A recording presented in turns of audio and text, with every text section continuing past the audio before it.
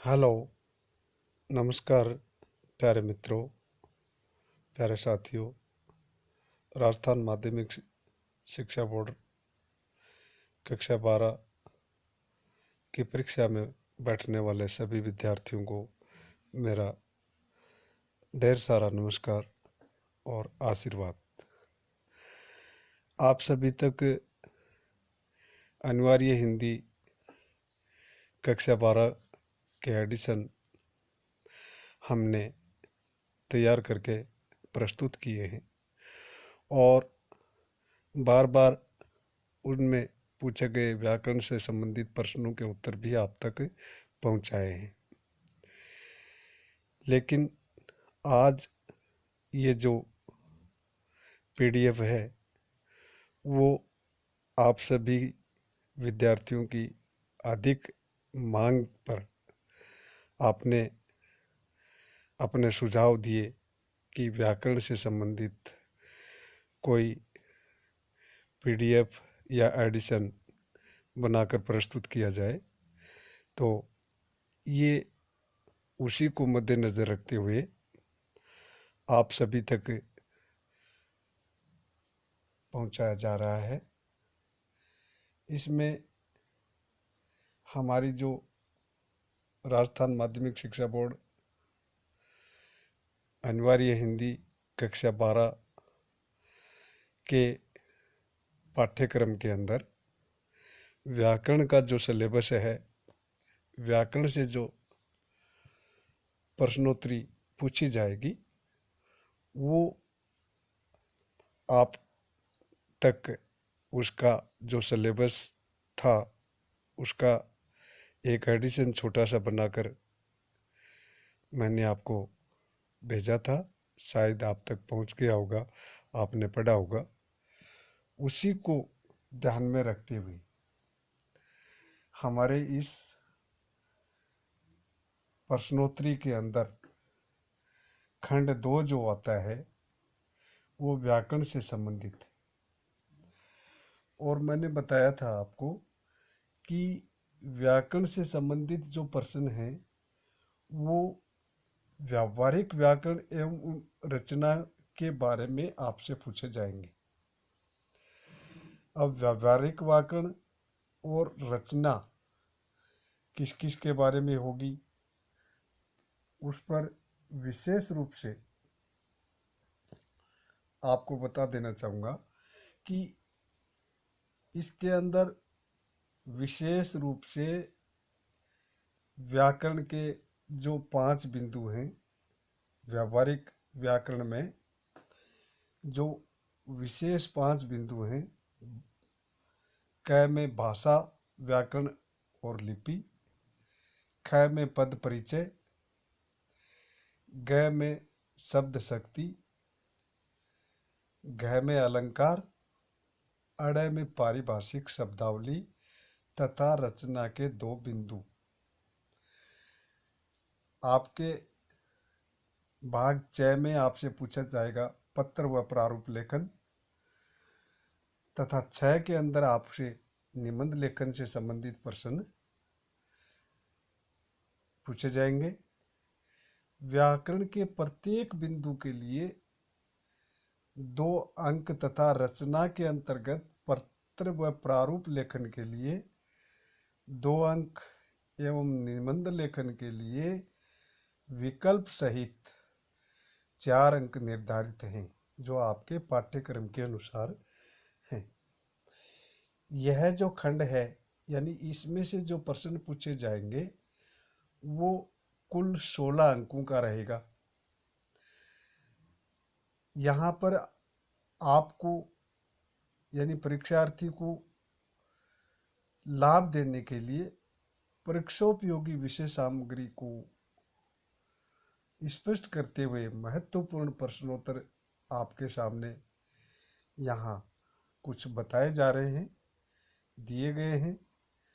इन्हीं को सावधानी पूर्वक आपको अध्ययन करना है और समझना है और अपने प्रश्नों का हल देना है।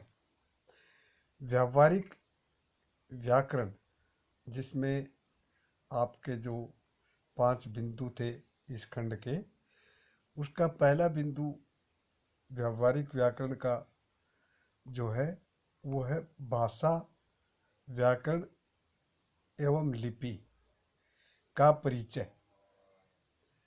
उसके बारे में आपको बताना है, भाषा के बारे में, व्याकरण के बारे में और लिपि के बारे में। भाषा मनुष्य सामाजिक प्राणी है। समाज में रहते हुए उसे आपस में सर्वदा ही विचार विनिमय करना पड़ता है, एक दूसरे तक अपने विचारों का आदान प्रदान करना पड़ता है। मनुष्य को कौन सा प्राणी बताया है? सामाजिक। और समाज में उसको रहना है तो एक दूसरे के साथ अपने विचारों का विनिमय तो करना ही पड़ेगा। आप और हम इस बात को अच्छी तरह से जानते हैं। मन के भाव या विचार प्रकट करने का सबसे अच्छा और सुगम साधन क्या है? भाषा है। भाषा शब्द संस्कृत की भाष धातु से बना है। संस्कृत की भाष धातु से भाषा शब्द बना है, जिसका अर्थ है बोलना या कहना। अर्थात भाषा वह है जिसे बोला जाए। महान यूनानी दार्शनिक प्लेटो ने सोफिस्ट में विचार और भाषा के संबंध में लिखते हुए कहा है कि विचार और भाषा में थोड़ा ही अंतर है। विचार आत्मा की मुख या अध्वनात्मक बातचीत है, पर वही जब ध्वनात्मक होकर होठों पर प्रकट होती है तो उसे भाषा की संज्ञा देते हैं। ये यूनानी दार्शनिक प्लेटो ने अपनी परिभाषा अपनी सोफिस्ट यानी पुस्तक उन्होंने लिखी, उसमें इस प्रकार से भाषा की परिभाषा यानी भाषा को समझाया है। संक्षिप्त रूप में भाषा मनुष्य की अभिव्यक्ति का सर्वाधिक महत्वपूर्ण एवं व्यापक वाचिक माध्यम है। अब भाषा विषयक मूलभूत बातें, भाषा जो है उसके विषय से संबंधित मूल बातें क्या है? भाषा वक्ता के विचार को श्रोता तक पहुंचाती है। वक्ता यानी बोलने वाला, कहने वाला, श्रोता सुनने वाला। इनका आदान प्रदान किसके माध्यम से होता है? भाषा के माध्यम से। अर्थात वह विचार विनिमय का साधन होती है। भाषा जो है एक दूसरे के विचारों को एक दूसरे तक पहुंचाने का कार्य करती है। इसी प्रकार जो भाषा का प्रयोग हम करते हैं या समाज के लोग करते हैं, उनमें समाज विशेष में किस तरह से उस भाषा को बोलना है या समझना है, समझाया जाता है। भाषा एक व्यवस्था होती है, उसके अपने नियम होते हैं, जिससे उस भाषा के सभी बोलने वाले परिचित जो भी होते हैं। इसीलिए वक्ता जो कुछ कहता है, श्रोता वही समझता, सुनने वाला जो होता है उसको समझता है। भाषा निश्चित प्रयत्न के फलस्वरूप मनुष्य के उच्चारण अवयव से निसृत ध्वनि समष्टि होती है। उसका आशय यह है कि अन्य साधनों या ध्वनियों जैसे चुटकी बजाना, ताली बजाना, खांसना, मुंह बिचकाना आदि से भी विचार विनिमय हो सकता है, किंतु वे भाषा के अंतर्गत नहीं आती। भाषा में प्रयुक्त ध्वनि समष्टियां सार्थक तो होती हैं, किंतु उनका भावों या विचारों से कोई सहजात संबंध नहीं होता। यह संबंध यादृच्छिका या माना हुआ होता है। अब भाषा की जो परिभाषा है वो अलग अलग दार्शनिकों ने अलग अलग रूप से दी है।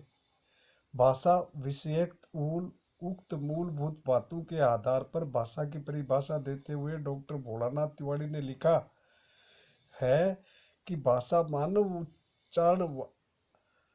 उच्चारणावयवों से उच्चरित यादृच्छिक ध्वनि प्रतीकों की वह संरचनात्मक व्यवस्था है जिसके द्वारा समाज विशेष के लोग आपस में विचार विनिमय करते हैं।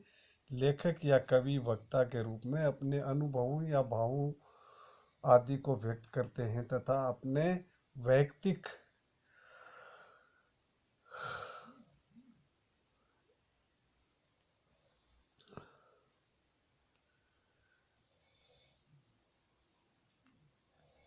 जीवन को या सामाजिक व्यक्तित्व को विशिष्टता तथा अस्मिता के संबंध में जाने अनजाने की जानकारी देते हैं। इस तरह से ये भाषा की परिभाषा उसने बताई है। अब भाषा के प्रकार आते हैं, कितने होते हैं, किस प्रकार से बोलकर लिखकर प्रकट किया जाता है। हम अपने विचार बोलकर या लिखकर प्रकट करते हैं, या तो हम लिख करके किसी बात को बताते हैं या फिर कह करके। इस प्रकार भाषा के दो रूप होते हैं, लेकिन तीसरा रूप भी माना गया है।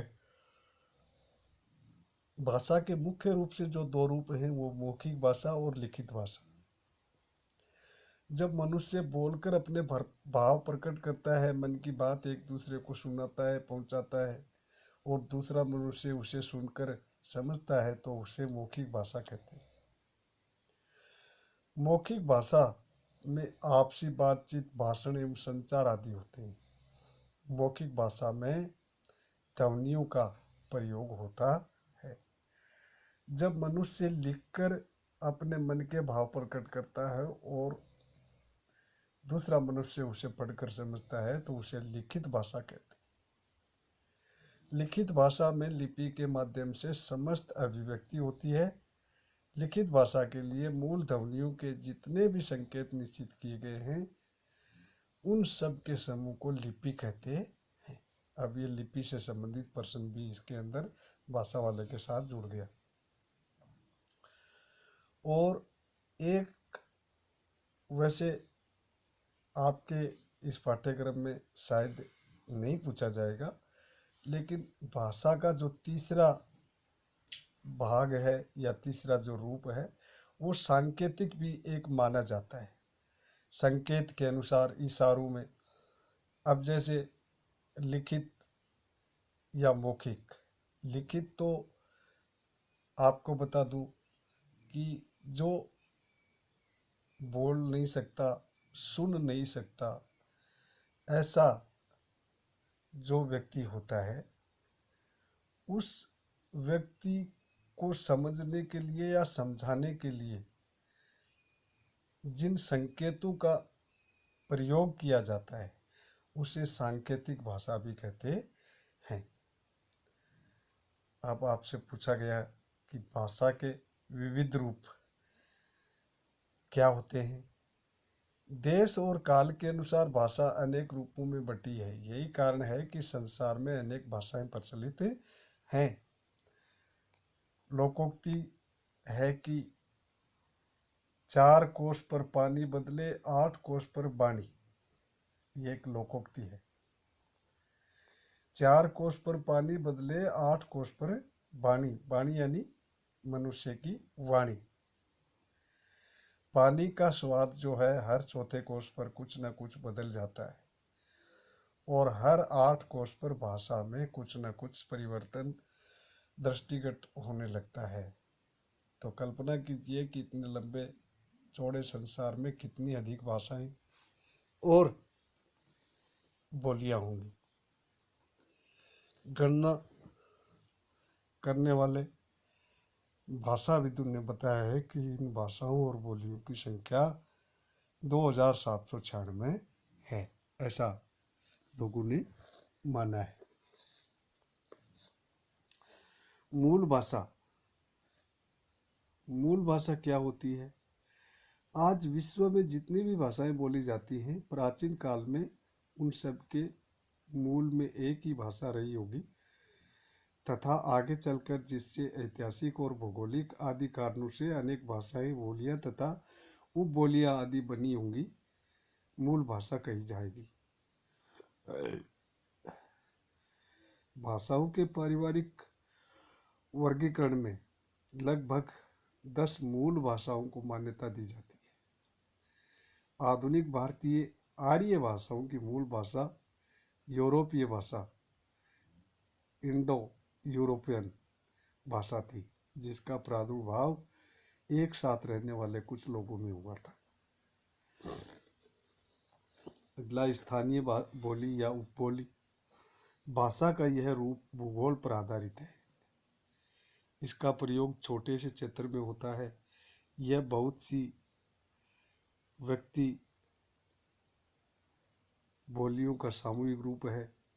एक बोली के अंदर कई उपबोलियां होती हैं। बोली विभाषा, उपभाषा या प्रांतीय भाषा। बहुत सी मिलती जुलती उपबोलियों का सामूहिक रूप बोली है। कुछ भाषा विज्ञानविद के बोली के लिए विभाषा, उपभाषा या प्रांतीय भाषा का प्रयोग करते हैं। दूसरे शब्दों में बोली किसी भाषा के ऐसे सीमित क्षेत्रीय रूप को कहते हैं जो ध्वनि, रूप, वाक्य, गहन अर्थ, शब्द समूह तथा मुहावरे आदि की दृष्टि से उस भाषा के परिनिष्ठित तथा अन्य क्षेत्रीय रूपों से भिन्न होता है, किंतु इतना भिन्न नहीं, इतना भी अलग नहीं कि अन्य रूपों को बोलने वाले उसे समझ ना सके। सामान्यतः कोई बोली अभी तक बोली कही जाती है, यानी भाषा कही जाती है, जब तक उसे साहित्य, धर्म, व्यापार या राजनीति के कारण महत्व न प्राप्त हो। अंग्रेजी, हिंदी, संस्कृत, रूसी, ग्रीक तथा अरबी उत्तरी विश्व की सभी भाषाएं अपने प्रारंभिक रूप में बोली रही होंगी और बाद में महत्व प्राप्त होने या विकास के कारण पूर्णतः भिन्न हो जाने पर वे भाषा बन गई। पहले तो बोलियां रही। इसी प्रकार आज बोली कहलाने वाली भाषा जो भोजपुरी है, अवधी है, मैथिली है आदि उपयुक्त कारणों से भाषा कही जाने लगी है।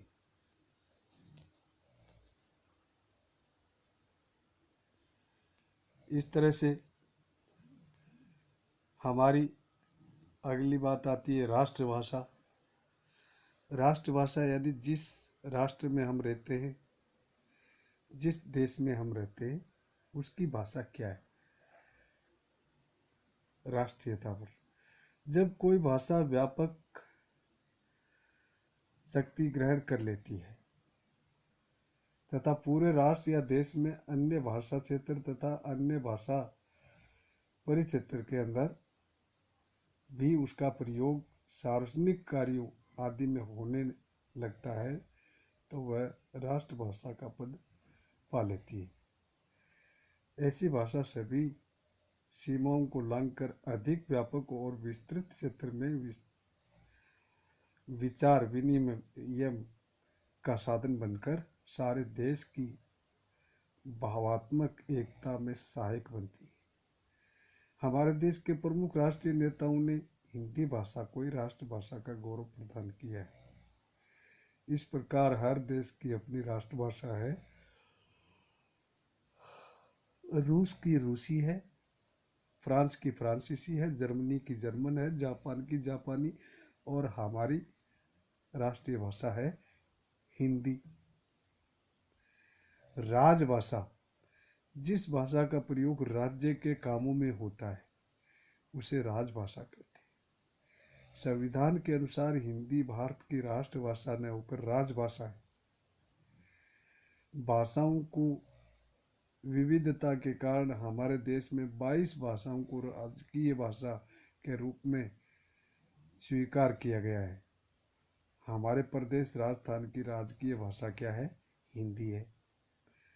भारतीय संविधान की भाषाओं से संबंधित 8वीं अनुसूची में जिन 22 भाषाओं को सम्मिलित किया गया है वो भाषाएं हैं हिंदी, पंजाबी, उर्दू, डोगरी, कश्मीरी, बांग्ला, असमिया, ओडिया, गुजराती, मराठी, कोंकणी, तमिल, तेलुगु, कन्नड़, मलयालम, बोडो, गंताली, नेपाली, मैथिली और सिंधी, संस्कृत और मणिपुरी। इन भाषाओं का जो सम्मिश्रण है वो हिंदी भाषा में है। फिर आता है व्याकरण। व्याकरण से संबंधित जो प्रश्न होंगे उसमें आपको सर्वप्रथम बता दूं कि व्याकरण शब्द का अर्थ है टुकड़े टुकड़े करना। व्याकरण शब्द का अर्थ है टुकड़े टुकड़े करना, अर्थात टुकड़े टुकड़े करके उसका ठीक स्वरूप दिखाना। व्याकरण का ज्ञान ही मनुष्य को भाषा को सही रूप से बोलने, लिखने और समझने की जानकारी देता है। व्याकरण सम्मत भाषा प्राय अशुद्धि से मुक्त होती है। इस प्रकार भाषा की एक रूपता और शुद्धता की दृष्टि से व्याकरण अत्यंत महत्वपूर्ण है। स्पष्ट है कि शुद्ध भाषाई रूप के लिए व्याकरण का अध्ययन किया जाना अनिवार्य है या किया जाता है। व्याकरणिक कोटियाँ। व्याकरणिक कोटियाँ। व्याकरण सामान्य रूप से 4 भागों में विभक्त है। इन्हें व्यवहारिक कोटियाँ या व्याकरण के अंग कहते हैं। हिंदी व्याकरण के 4 अंग या भाग या कोटियाँ हैं। वर्ण विचार, शब्द विचार, पद या रूप विचार और वाक्य विचार। ये 4 अंग हैं हिंदी व्याकरण के। वर्ण विचार, इसमें वर्णों के आकार, उच्चारण स्थलों का ज्ञान, ध्वनियों का वर्गीकरण तथा उनके संयोग और संधि के नियमों का अध्ययन किया जाता है। शब्द विचार, इसमें भाषा के शब्द भंडार, शब्दों की उत्पत्ति, शब्दों के भेद, शब्द निर्माण तथा शब्दार्थ का विश्लेषण आदि से संबंध नियमों का अध्ययन किया जाता है। पद या रूप विचार, इसमें शब्द से पदों का निर्माण एवं उनका वाक्य में प्रयोग, पद निर्माण के विविध रूप एवं प्रयोग संबंधी नियमों पर विचार किया जाता है। फिर आता है वाक्य विचार। इसमें विभिन्न पदों के पारस्परिक संबंध, उपवाक्य, वाक्य गठन, वाक्य भेद, विराम चिन्हों का वर्णन किया जाता है। इस तरह से ये व्याकरण से संबंधित कुछ प्रश्न आपको पूछे जा सकते हैं। लिपि का परिचय। अब ये लिपि क्या होती है? जब भाषा को लिखित रूप की आवश्यकता पड़ती है या पड़ी तो मौखिक ध्वनियों को अंकित करने के लिए कुछ चिन्ह या संकेत निश्चित किए गए। इन सब संकेतों या चिन्हों के समूह को क्या कहते हैं? लिपि। लिपि शब्द का मूल अर्थ लीपना, पोतना है। संभव है विशेष प्रकार के लिपने, चित्रित करने या लिखने के कारण इन संकेतों के समूह का नाम लिपि पड़ गया। लिपि की परिभाषा के अनुसार भाषा की मूल ध्वनियों को लिखकर प्रकट करने के लिए निश्चित किए गए चिन्हों या संकेतों को लिपि कहते हैं। भाषा के लिखित रूप को लिपि कहते हैं, अर्थात जिस अंग से भाषा लिखी जाती है वह उस भाषा की लिपि कहलाती है। संसार में अनेक भाषाएं हैं और इन सब की अपनी अपनी विशेष लिपियां हैं। जैसा कि हमारी राष्ट्रीय भाषा हिंदी है और हमारी हिंदी भाषा की लिपि का नाम जो है वो देवनागरी है। देवनागरी लिपि ही हमारी राष्ट्र लिपि है। देवनागरी लिपि का जन्म भारत की प्राचीनतम बाह्य लिपि से हुआ।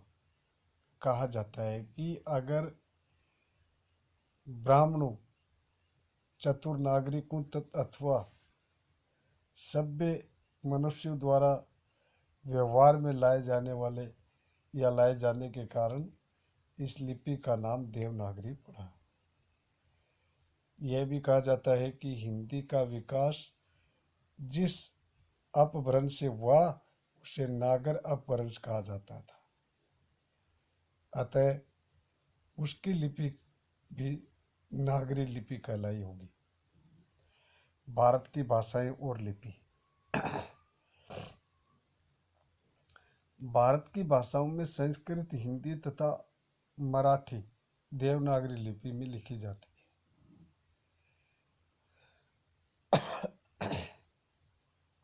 गुजराती, पंजाबी, उड़िया, बंगला आदि की अपनी अपनी स्वतंत्र लिपि है जो देवनागरी से ही विकसित हुई मानी जाती है। तमिल, कन्नड़, तेलुगु और मलयालम दक्षिण भारत की भाषाएं हैं। इनकी अपनी अपनी लिपियां हैं जो इन भाषाओं के नाम से ही प्रसिद्ध है। उर्दू, कश्मीरी आदि भाषाएं फारसी लिपि में लिखी जाती हैं। अंग्रेजी और कोंकणी भाषाएं रोमन लिपि में लिखी जाती हैं। आचार्य विनोबा भावे का मत है, वो मानते हैं कि यदि भारत की सारी भाषाओं के लिए देवनागरी को अपना लिया जाए तो राष्ट्रीय एकता का स्वप्न साकार हो सकता है और भारत की उन्नति तीव्र वेग से हो सकती है। भारत की प्राचीन लिपियां। भारत की दो प्राचीन लिपियां थीं, ब्राह्मी लिपि और खरोष्टी लिपि। भारत के पुराने शिलालेखों और सिक्कों पर ये दो लिपियां मिलती हैं, किंतु पुस्तकों में और अधिक लिपियों के नाम मिलते हैं। जैनों के प्रणव सूत्र में 18 लिपियों के नाम हैं तथा बौद्धों की संस्कृत पुस्तक ललित विस्तार में 64 लिपियों के नाम दिए गए हैं।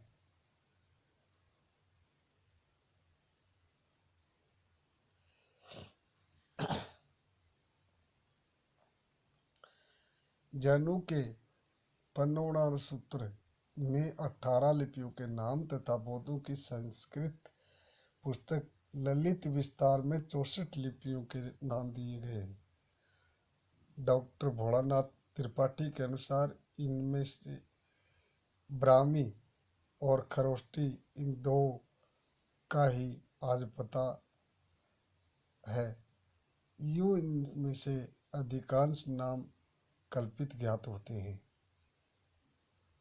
लिपि की उपयोगिता और उसकी शक्ति।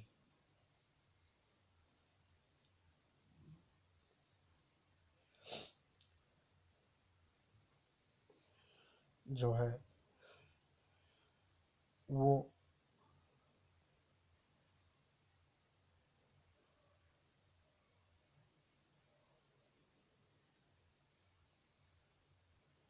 लिपि का अर्थ भावों का अंकन है। अपने इस कार्य में जो लिपि जितनी ही सफल होगी उसे उतनी ही शक्ति संपन्न तथा उपयोगी कहा जाएगा।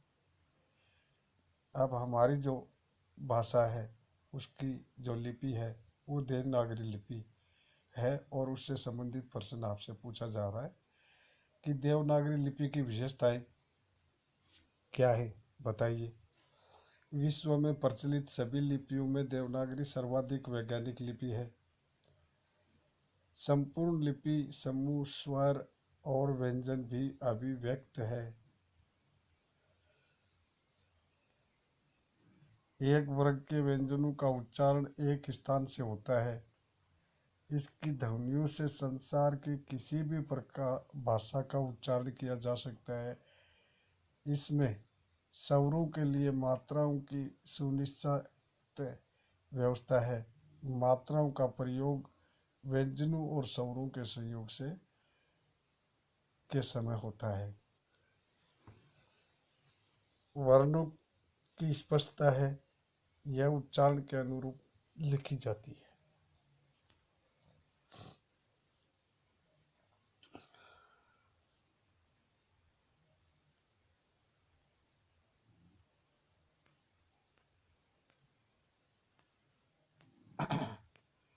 इस प्रकार जो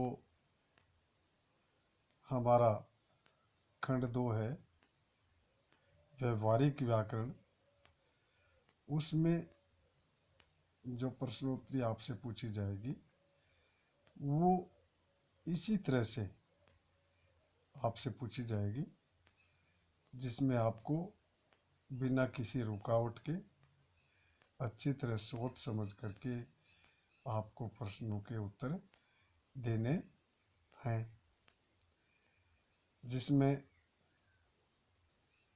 आपको कुछ व्याकरण से संबंधित पाठ के प्रश्न या प्रश्नोत्तरी आगे के एडिशन में जो है वो बताई जाएगी। इसी में से आपको जो प्रश्न पूछा है वो जैसे भाषा है, व्याकरण है से संबंधित कुछ प्रश्न जो हैं वो आपसे पूछे हैं। उसमें आपको बताना है कि जिस तरीके से आपको जो प्रश्न उत्तर पूछे जाएंगे वो व्याकरण के बारे में हो सकते हैं, भाषा के बारे में हो सकते हैं, अन्य कुछ बातें जो हैं उनके बारे में भी हो सकते हैं। और जैसे जो भाषा आपको बताई है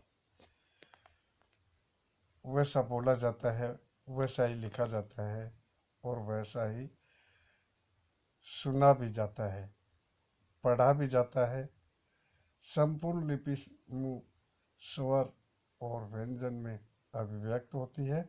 इसमें स्वरों के लिए मात्राओं की सुनिश्चित व्यवस्था होती है। वर्णों पे शिरोरेखा का प्रयोग होता है। इस तरह से हमारा जो व्यवहारिक ज्ञान का रूप था, भाषा व्याकरण से संबंधित, लिपि से संबंधित, वो पूरा हुआ। अगला जो खंड होगा वो पद परिचय से संबंधित होगा। जल्दी ही आपकी सेवा में हम उसे लेकर आएंगे। तब तक आप के लिए हमारा जो ये व्याकरण या भाषा लिपि से संबंधित जो एडिशन आप तक पहुंचेगा उसे अच्छी तरह याद करें। चैनल को सब्सक्राइब करें, लाइक करें, अपने साथियों को शेयर करें और हमारे टेलीग्राम या इंस्टाग्राम ऐप से भी जुड़ें। धन्यवाद।